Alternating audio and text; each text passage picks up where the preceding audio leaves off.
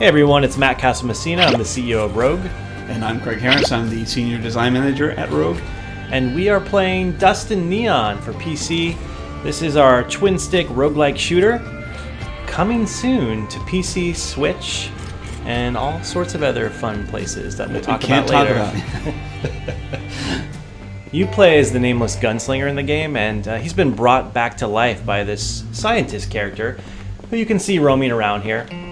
And you're made of rabid rat meat and human flesh, and the good news is you get brought back to life every time you die, and you do die a lot in this game. It's a whole get used thing. to it. Yeah, hence the roguelite portion.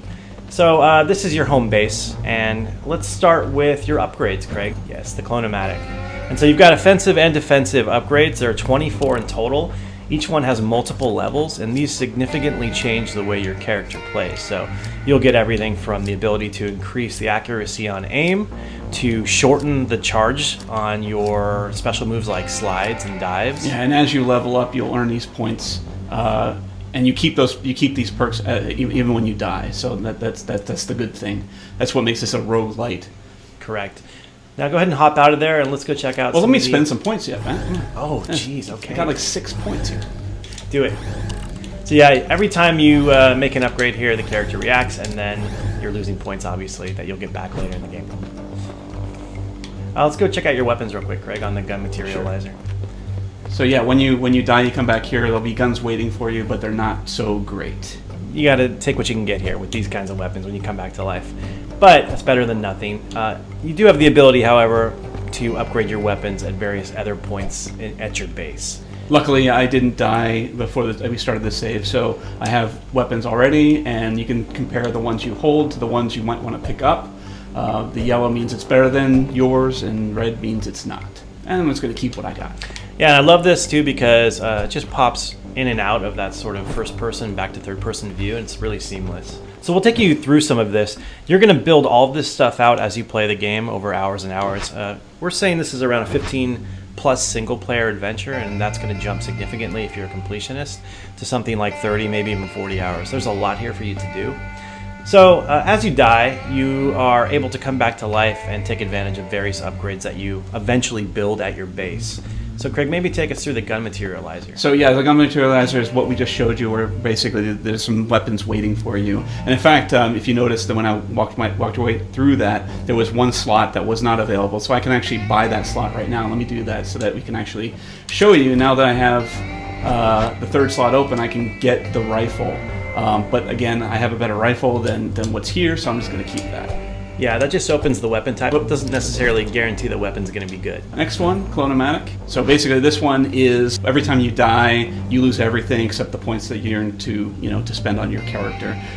In this case, I can actually unlock a perk where the money that I earn is actually, I keep 10% of that. So there's more. If you see all those stars waiting for me, there's a lot more cooler things that I can unlock. But for now, I need to spend on that 10%. So next up? So the gun shop. Yeah, we haven't shown you the gun shop yet, but basically this will enhance the gun shop of all the weapons that are waiting for you to buy. So the money that you earn and spend when you actually complete a level and not die, you have the money to spend on awesome weapons. This will perk those up. Right, and they're better weapons in general, but they cost a lot of money. So just be prepared to spend. And then Frank's Mind Blowers, you'll also see near the gun shop is a guy named Frank. He's got these perks that you can purchase. But the perks allow you to, pre-mission, jump into a mission, use a perk for one mission only. So for instance, let's say you wanted to have a faster reload, or you wanted to be able to run faster, or what have you. That would happen for one mission, and then you'd be out again. Yes. And then finally, we got the buyback-o-matic. So basically, when you die, you'll lose everything, including the weapons. You might have gotten a really awesome weapon. The buyback-o-matic will sometimes keep, that weapon will be made available to you. That's right. So if you own a really awesome sniper rifle and you just loved it, and then you died and lost it, this would be the place you'd go to potentially get it back. Not a guarantee, but it could happen.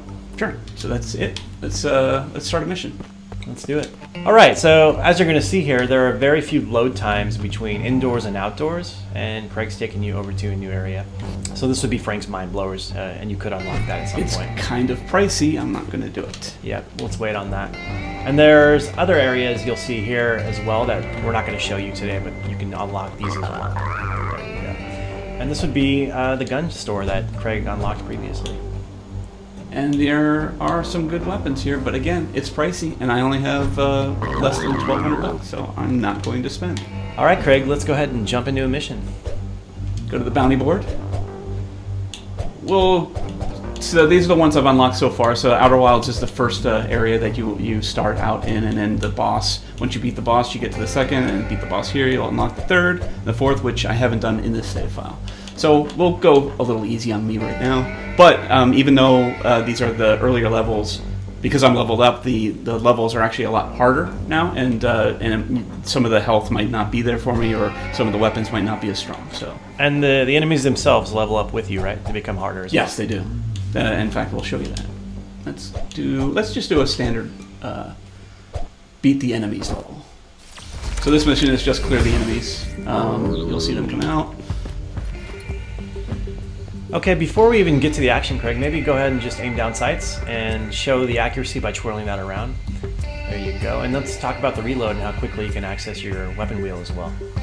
So here's the weapons. You can actually hold down the weapon button to pull up the wheel and make it easy to switch from your revolver to your shotgun to your rifles.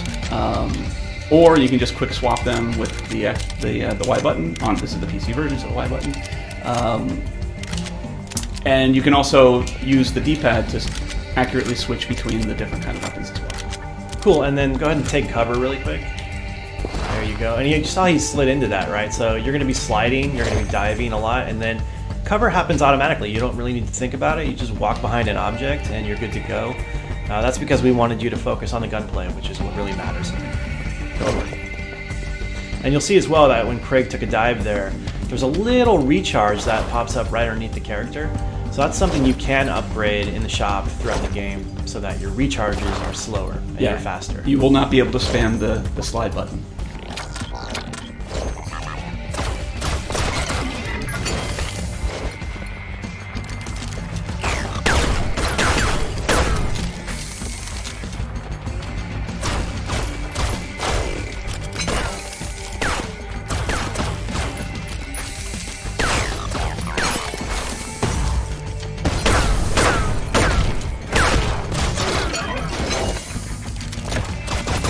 And as you can hear, I am reloading every single bullet into my chamber. I think this is what really distinguishes Dust and Beyond in many ways is the reload mechanism. You have to manually reload every single bullet into your chamber every single time. So it becomes part of your action management as you're playing. You just remember, oh my gosh, I'm almost out of bullets. Boom, I gotta reload 1, 2, 3, and then keep shooting.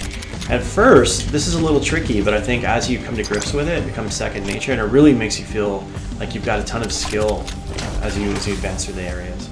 Totally, and this is one of the many crates that you'll find in the game. And in this case, I picked up a weapon that's nowhere near as good as what I already have. I mean, you can compare it if you really want to, but you can see that I've got all yellow.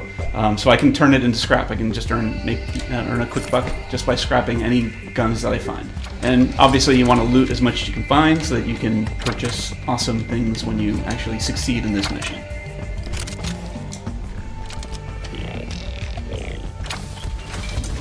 I'm going to scrap this one. And some $10. Oop. And they actually follow you in and out of buildings as well. So you think if you can run outside and be safe, sorry. Yeah, it's not going to happen.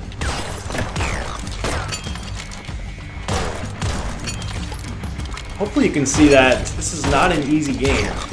You know, there are a lot of enemies coming at you at any given moment, and you really have to think about when to run, when to hide, and then when to come out with guns blazing. And I think that really the best players are going to be doing a combination of all of these things at any given second.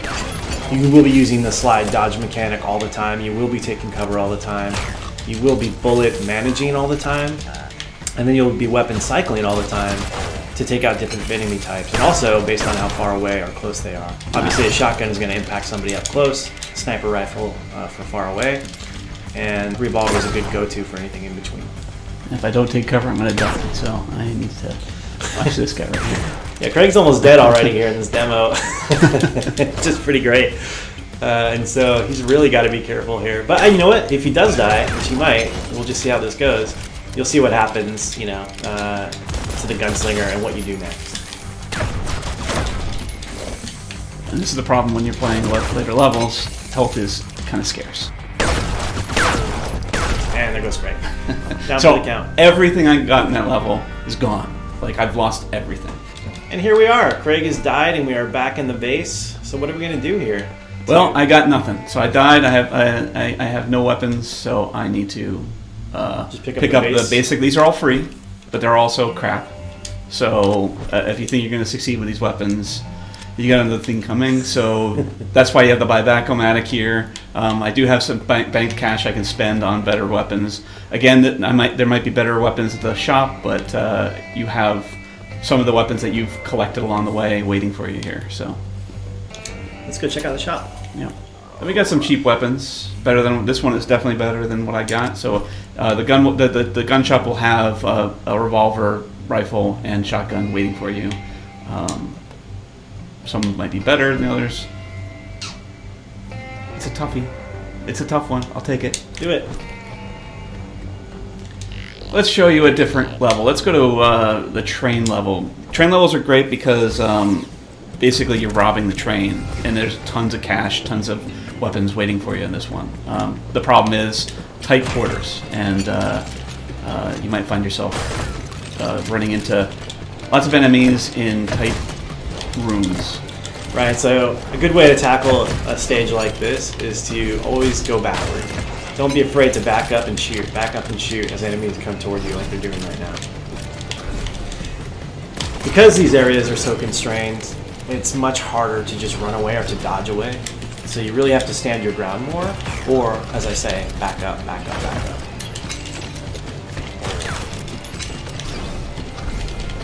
And you're robbing 3 trains at once, so that's pretty cool too. And there's a little bit of, like world building history over here. You can see like a dead human. What's that about? You're just gonna have to play the game and find out.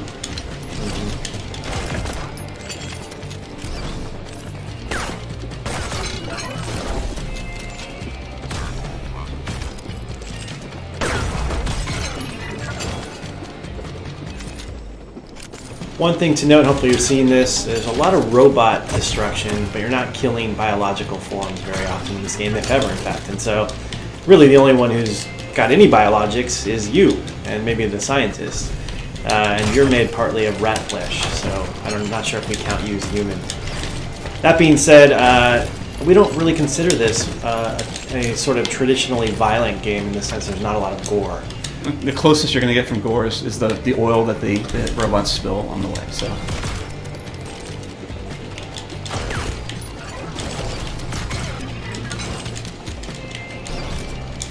waiting for him at the end is a triple barrel shotgun. It's great in everything except damage. I think I'm going to take it. And we're back at the base. What are we going to do now? We're going to check out a boss battle. Let's go.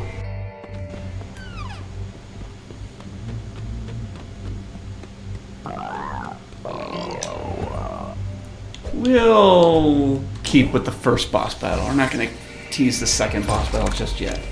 Although we did kind of tease it in our trailer, but who cares?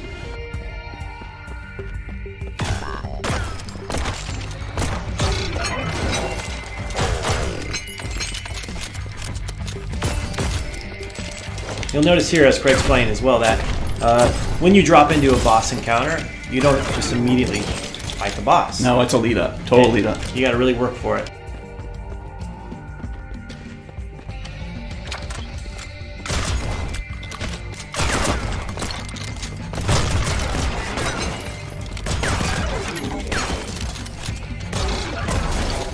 And of course, it wouldn't be a video game without red barrels to shoot.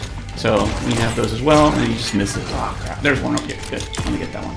And then, so like I can strategically shoot the barrel if I can hit it, and it will detonate and kill anybody that's around it, which is awesome. Oh, I'm gonna have to do that again.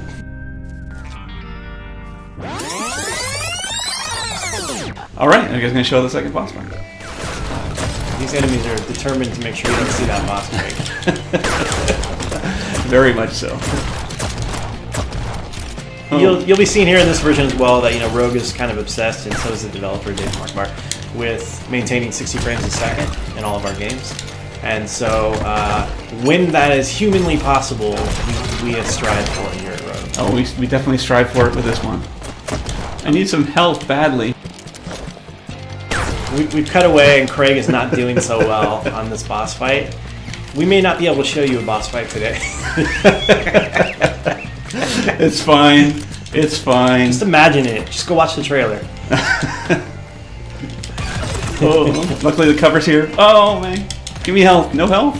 Again, randomly generated pickups in levels, so there's not a single health drop for me to pick up. Oh, bummer. I couldn't show you the boss. Take it out. And that is Dust and Neon. That is Dust and Neon. It has bosses. You didn't see them with us today, but trust me, they're there and they're awesome. And watch the trailer. Yeah.